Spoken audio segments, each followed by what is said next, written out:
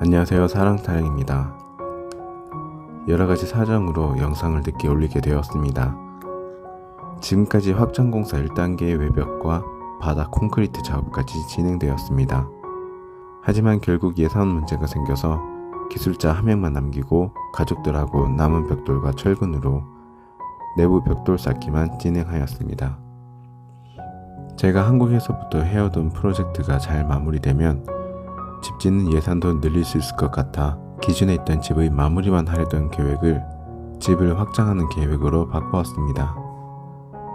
그런데 초기 예산을 다 쓸 때까지 한국에서 하던 프로젝트가 성과를 내지 못해 추가 예산을 투입할 수 없게 되었습니다. 현장을 긴축으로 돌리면서 그 사이 프로젝트가 성공하면 다시 자재를 구입하고 인부를 늘려 공사를 재개하려고 하였습니다. 그래서 한동안 영상 작업도 못하고 현장도 살피지 못하며 프로젝트에만 매달렸지만 그럼에도 최종적으로 프로젝트가 성과를 내지 못해서 남은 자재로 할 수 있는 작업만 하기로 하였습니다.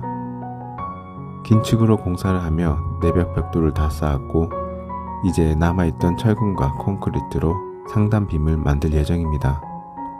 공사는 중단을 하더라도 안전을 위해서 절개지 옹벽은 세워야 할 것 같아 그동안 바위를 깨서 만든 돌들로 옹벽 작업을 하기로 하였습니다. 자재가 없어도 되는 집 주변 통로에 흙을 파는 작업도 하였습니다. 옹벽을 쌓기 위해서 좀 털을 파고 있습니다. 이렇게 벽을 예쁘게 깔끔하게 만들어서 돌과 시멘트로 벽을 만듭니다.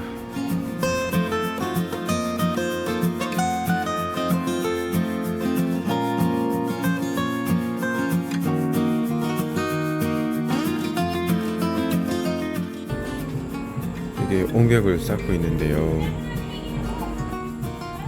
옹벽 자체도 두께 생각을 못했어요. 옹벽 자체도 두께가 있고 경사를 우리가 이제 처음부터 완벽하게 만들지 못하고 하다 보니까 경사랑 옹벽이랑 두께까지 해버리니까 한 1m를 잡아먹은 것 같아요, 거의. 그래서 지금 폭이 상상했던 것보다 많이 작아졌어요. 더군다나 올라올수록 이렇게 공간이 넓어집니다. 그래서 최종적으로 올라오면 저기 왼쪽에 보이는 게 모혼이라고 경계석이고요. 이제 여기까지 옹벽을 세우면 공간이 여기서부터 여기까지가 그냥 뭐 남는 거죠. 옹벽이 되는 겁니다. 그 다음에 여기서는 경계석이 여기이기 때문에 직진으로 쭉 가서 여기를 걸어서 지나갈 수 있게 만들지 안 만들지가 좀 고민이네요. 근데 만들어질 수밖에 없을 것 같아요. 옹벽이 세워지면 옹벽 공간도 있으니까. 그래서 여기 이제 벽에 이제 돌이 많아서 잘 꺼내가면서 해야 될 것 같습니다. 결국에 옹벽이라는 게 흙을 파고 바로 이렇게 돌을 붙이는 게 아니고 하다 보니까 어쩔 수 없이 이렇게 돌과 벽 사이 공간에 이제 흙을 넣을 수밖에 없는 것 같아요. 정확하게 하지 않으면. 그래도 뒤에는 공간이 좀 더 많이 있긴 한데 많이 파야 될 것 같습니다. 보니까 파는데 또 시간이 많이 걸리겠는데 파야 되고 통로는 어쩔 수 없어요. 1m 남짓 정도 말 그대로 진짜 통로가 되었습니다. 그래서 들어오면 좀 더 넓어지는 그런 느낌 해야 될 것 같습니다. 자, 위에서 보면 이렇게 빔이 쭉 둘러서 되어 있고요. 그리고 가운데 빔은 원래는 2개 예정했는데 벽도 없고 해서 하나로 변경했습니다. 2층이 없으니까 약간 좀 주먹구구식으로 했습니다. 그래서 이렇게 해서 1차는 여기까지고 나중에 또 여유가 생기면 이어서 해야 될 것 같아요. 마지막 예산이다 생각하고 기술자 1명과 남자 가족들만으로 옹벽 만드는 일을 진행하였는데 역시나 가족들 위주로 일을 진행하다 보니 2주가 다 되도록 한쪽 벽조차 끝이 날 생각이 없습니다. 어디 가도 일자리를 구할 데는 없고 시간만 때우면 용돈을 벌 수 있으니 일을 끝내는 것에는 도통 관심이 없습니다. 전체 예산은 생각하지 않고 시간만 때우다 겨우 만든 마지막 예산이 소진되었고 용돈도 받을 수 없게 된 남자 가족들은 집을 떠나버리고 옹벽 공사도 자동으로 중단되었습니다. 자기들 살 집을 지어주고 있는데 용돈 안 준다고 아예 일을 안 해버리는 필리핀 가족들이 야속하기만 합니다. 더 많은 가족들이 함께 살 수 있는 집을 짓고 함께 사는 가족들이 일할 수 있는 일터를 만들어서 직업을 갖게 해주는 것까지 계획하고 온 이번 필리핀 여행이었습니다.